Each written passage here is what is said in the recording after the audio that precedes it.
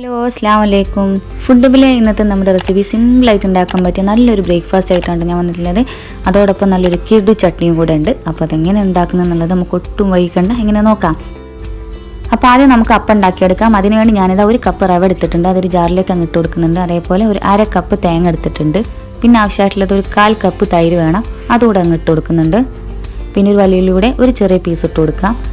പിന്നെ ആവശ്യമായിട്ടുള്ളത് വെള്ളമാണ്. ഞാൻ 1 കപ്പ് വെള്ളമാണ് എടുത്തിട്ടുള്ളത്. അതിൽ നിന്ന് ഒരല്പം മാത്രം ചേർത്തിട്ട് നന്നായിട്ട് അങ്ങ് അരച്ചെടുക്കാം നമുക്ക്.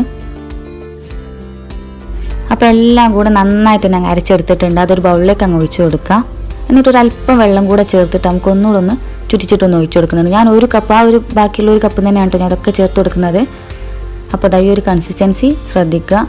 ഇത് കൂടിപ്പോയാലും കുറഞ്ഞു പോയാലും പ്രശ്നമാണ്. അപ്പോൾ ഈ ഒരു രീതിയിൽ ഈ ഒരു മാവിൻ്റെ തിക്നെസ്സിൽ ശ്രദ്ധിക്കുക. അതിലേക്ക് ഒരല്പം ഉപ്പിട്ട് കൊടുക്കുക, ആവശ്യത്തിനുള്ള ഉപ്പിട്ട് കൊടുക്കുന്നുണ്ട്. അതേപോലെ ഒരല്പം ബേക്കിംഗ് സോഡ ഇട്ട് കൊടുക്കുന്നുണ്ട്.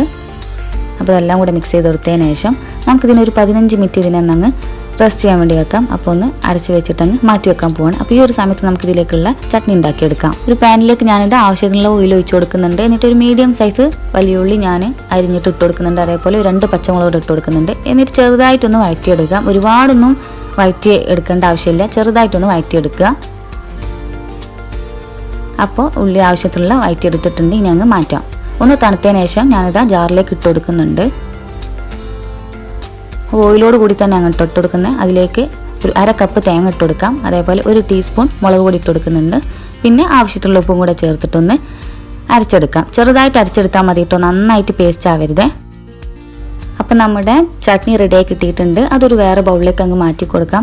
വേറെ അപ്പത്തിൻ്റെ കൂടെ മറ്റെന്തിൻ്റെ കൂടെ ഒക്കെ ട്രൈ ചെയ്ത് നോക്കാം കേട്ടോ. നല്ല സിമ്പിളായിട്ടുള്ള അതേപോലെ ടേസ്റ്റ് ആയിട്ടുള്ള ഒരു ചട്നി തന്നെയാണ്.